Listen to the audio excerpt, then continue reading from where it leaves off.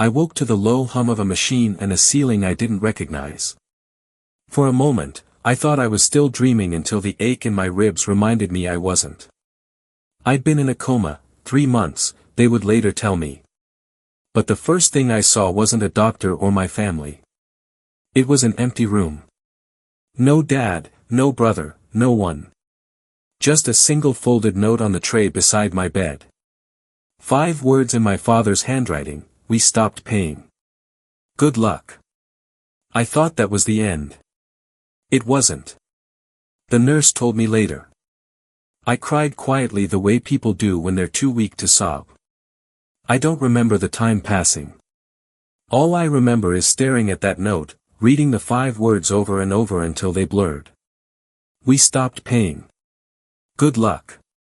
My father's handwriting, sharp and controlled, the same handwriting he used to sign bonuses for people who barely knew him.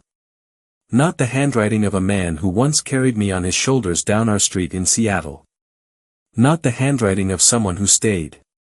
When I finally blinked the sting from my eyes, the silence around me felt heavier than the machines.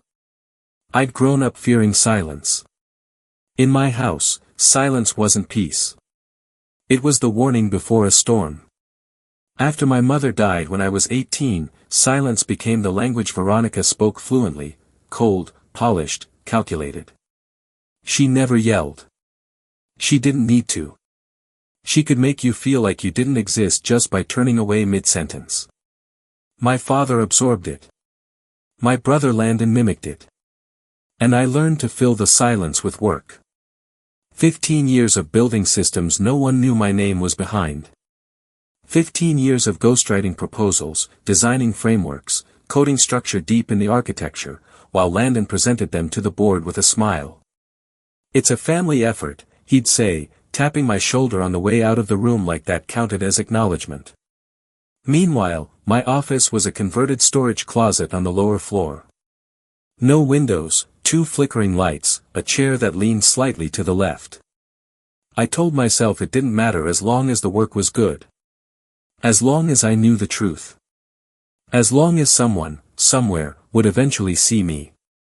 But lying there in that hospital bed, ribs aching, lungs burning with every breath, I finally understood what my mother must have felt near the end.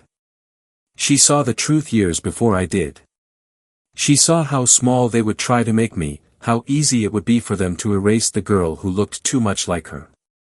Maybe that was why she spent those long nights in her study with Daniel Price, leaving behind stacks of sealed envelopes I was too young to question. Maybe she knew I wouldn't be protected once she was gone. My breath hitched as the door clicked softly.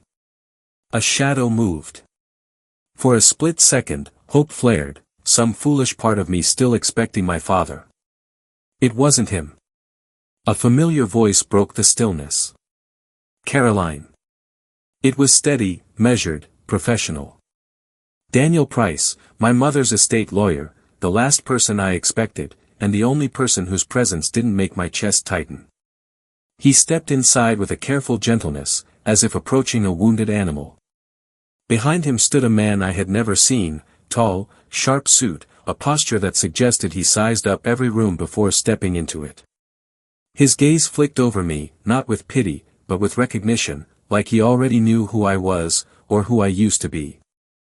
Daniel pulled a chair beside my bed. "I'm glad you're awake. We've been waiting." We, not my father, not my brother, not my stepmother, but Daniel and this stranger in a tailored jacket that didn't quite belong in a hospital room. My voice scraped out. "Where's my family?" A beat. Daniel's jaw tightened. The stranger's eyes lowered. No one spoke. I already knew the answer. Daniel cleared his throat. "Caroline, this is Ethan Ward. He's been advising on certain matters regarding your mother's affairs." A subtle exchange of glances passed between them. Something coordinated. Something urgent.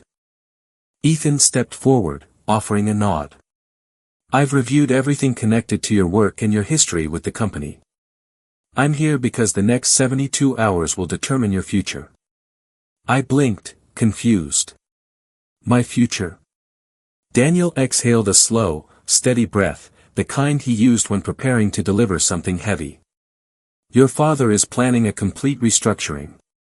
The board meets in 3 days at the Tech Summit in San Francisco. As of this morning, he intends to remove you from all strategic authority. My pulse pounded in my ears. I don't have authority to remove. Ethan's expression didn't change. That's the point.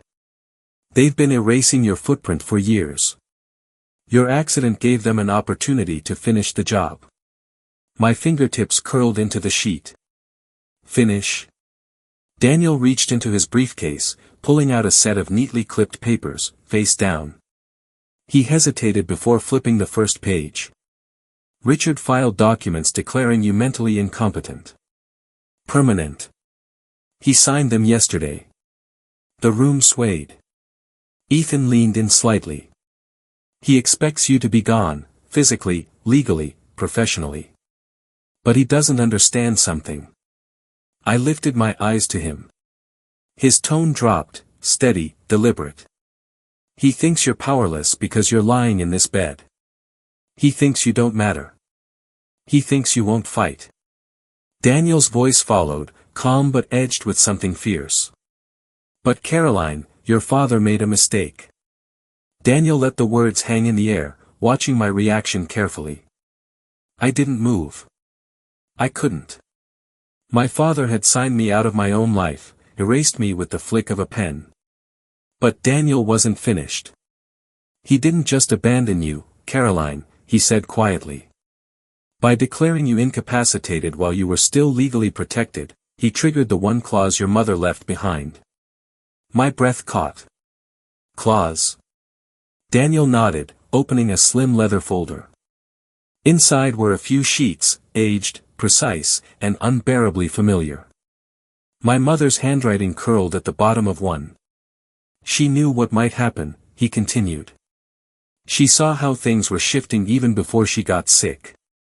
She created a trust, one your father never had full access to, and tied its activation to a very specific condition. Ethan stepped closer, his voice calm but charged. Abandonment during medical incapacitation. If your father withdrew support in any form while you were unable to advocate for yourself, every asset your mother controlled would transfer to you. My ribs ached again, but differently this time, like something inside me was trying to ignite. Daniel tapped the papers lightly. Your father signed the refusal of medical responsibility 2 weeks ago. We have the written note he left beside your bed. That alone satisfies the condition. We stopped paying. Good luck. 5 words that broke me an hour ago now stitched themselves back together into something sharp. What assets? I managed. Ethan exchanged a look with Daniel. Then he answered bluntly. Nearly $1 billion in combined holdings and voting control tied to your mother's shares. The hospital room tilted, but not from weakness, from clarity. For the first time since waking, I felt my spine straighten against the pillows. My father thought he'd buried me. Instead, he dug his own grave. But a trust doesn't wipe away perception, Ethan continued. The board thinks you're still the girl in the converted storage office, the one doing back-end work no one sees. They won't accept your authority on trust alone. You need proof. You need a plan. Daniel closed the folder and slipped it back into his case. That's why we're here. You have 72 hours before the summit. If Richard announces the restructuring there, undoing it will become a nightmare. We have to move now. I swallowed hard. I can't even walk across the room. You don't need to, Ethan said. Not yet. You just need access. He reached into his jacket pocket and placed something small and heavy beside me, a security badge. My photo. My name. And an authorization level I'd never seen in my life. My mother. My voice was barely a whisper. Daniel gave a small, sad smile. She had it made years ago. She wanted you to have full access when the time came. She trusted you to do what she never could. I looked at the badge, the edges catching the thin hospital light. I wasn't powerless. I'd just been asleep. The suite overlooked downtown San Francisco, the city lights flickering like signals from another world, alive, indifferent, moving on without me. I sat on the edge of the bed while Ethan connected his laptop to a secure terminal Daniel had arranged. The glow from the screen washed over his face as lines of access logs and archived internal reports began pouring in. "My mother built this," I whispered. "Every line of it," Ethan said, "and she left every door open for one person only. You." Even in my exhaustion, something tightened inside my chest, grief, pride, fury, all braided into one cold thread of resolve. We collected everything. Payment records tied to projects I had built, drafts with my metadata, task logs showing I'd completed workflows Landon claimed as his own, and strategy models that matched my original structures. Hours slipped by, the sky turning from black to steel blue. Daniel stepped out to make calls, leaving Ethan and me in the hum of servers and quiet concentration. "You know what's going to happen when you walk out there, right?" Ethan said without looking up. "I know exactly what's going to happen." He finally met my eyes. "Good. They've underestimated you for years. Don't give them a second to recover." By sunrise, the war room walls were covered in sticky notes, printouts, and diagrams, a timeline of betrayal, a map of truth. And in the center, my mother's trust clause, circled in red ink. 72 hours collapsed into preparation, coordination, and moments of stillness where I could almost hear my mother's voice. "Don't shrink for them, Caroline." She used to say that on late nights when I worked quietly at her desk while she coded beside me. "When people erase you, you don't disappear. You sharpen." By the morning of the summit, I was sharpened to a point. Daniel arrived first, straightening his tie as he walked in. "The board members we spoke to are ready," he said. "They won't act without you showing up in person. Richard has no idea." "Good," I said, slipping the badge into my pocket. "He doesn't deserve warnings." Downstairs, the hotel lobby buzzed with executives, analysts, reporters, people who had once walked right past me without a glance, the same way my family did. I moved through the crowd silently, Daniel and Ethan flanking me like quiet sentinels. But before we reached the main hall, someone blocked our path. A tall man in a Navy uniform, the summit's head of security. His badge read, Martin Cole. "Miss Mercer," he said softly. Daniel stiffened. Ethan narrowed his eyes, but Martin raised a hand. "I'm not here to stop you," he said. "I'm here to give you something." He reached into his jacket and handed me a small, worn notebook, pages creased and covered in careful handwriting. "I work nights," he said. "For years I saw you in the building. You'd come in late, leave early, always alone. I kept notes because, well, someone should have." I flipped through it. Dates. Times. Rooms. Observations. Proof I existed in the shadows they forced me into. "Your brother was in Aspen the weekend he claimed he finished that defense project," Martin continued. "You were in the server room for 36 straight hours. I saw you." My throat tightened. "Why help me?" He gave a small shrug. "Because I've watched them steal from you long enough. And because my wife works in your R&D department. She says the company only holds together because of your work." I closed the notebook, feeling the weight of every word.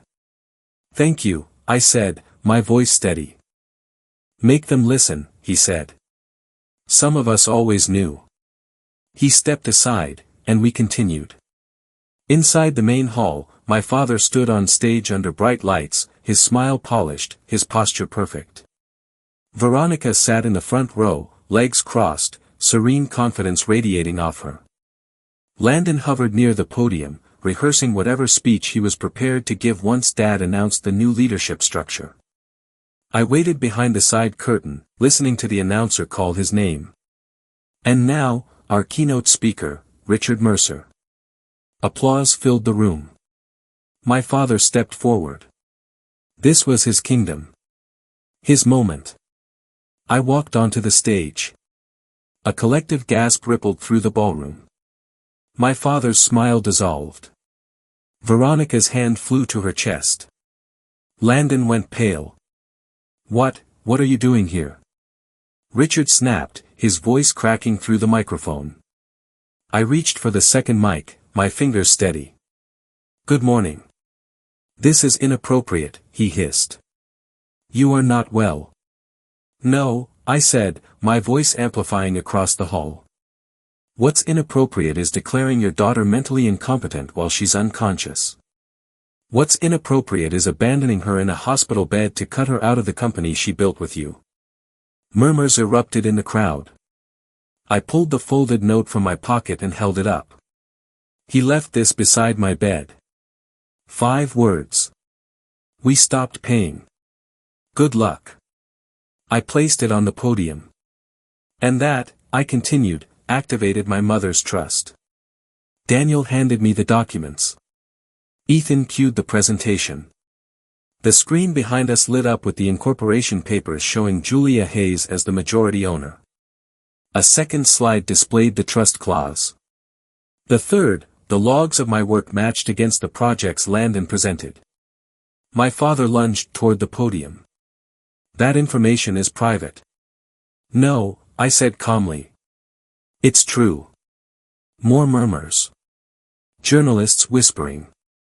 Board members leaning forward. Then I opened Martin's notebook. And this, I said, is a record kept by someone with no stake in this fight. Someone who saw everything you tried to erase. I met my father's eyes. For the first time in my life, he looked small. You forgot who I really am, I said softly. And what she, my mother, left me capable of. A board member stood. I moved for an immediate vote of no confidence. Hands went up across the room. It was over in less than 5 minutes. My father stayed frozen, staring at the floor as the board stripped him of authority. Veronica's face tightened, her poise slipping. Landon's bravado cracked completely. I stepped back from the mic as the applause shifted, not for me, but for truth finally landing where it belonged. And for the first time since waking up, I felt alive. When the board adjourned, the room emptied slowly, like people were afraid to move too quickly around the ruins of my family. Richard sat in the front row long after the last executive left. No one approached him, not even Veronica. Landon disappeared first, shoulders hunched, avoiding every pair of eyes that followed him out. I didn't say a word to any of them. There was nothing left to say.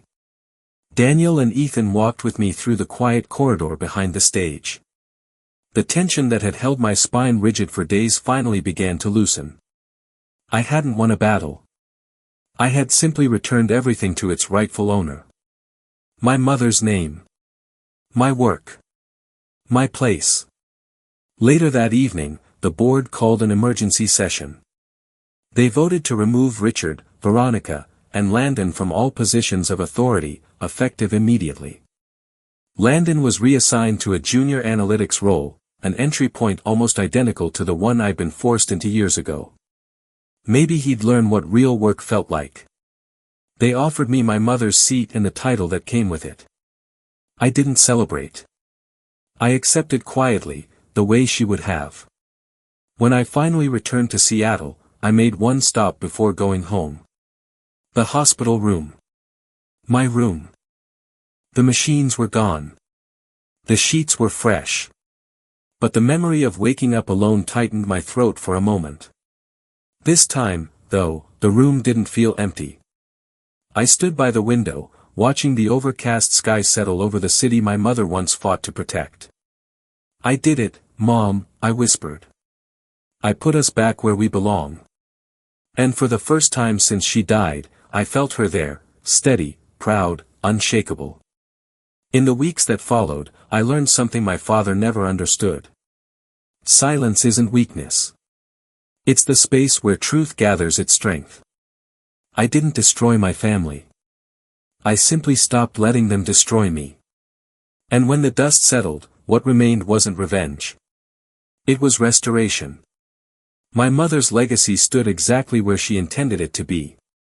If you've ever fought to reclaim something that was yours, tell me in the comments. And if stories like this speak to you, hit subscribe so you don't miss the next one.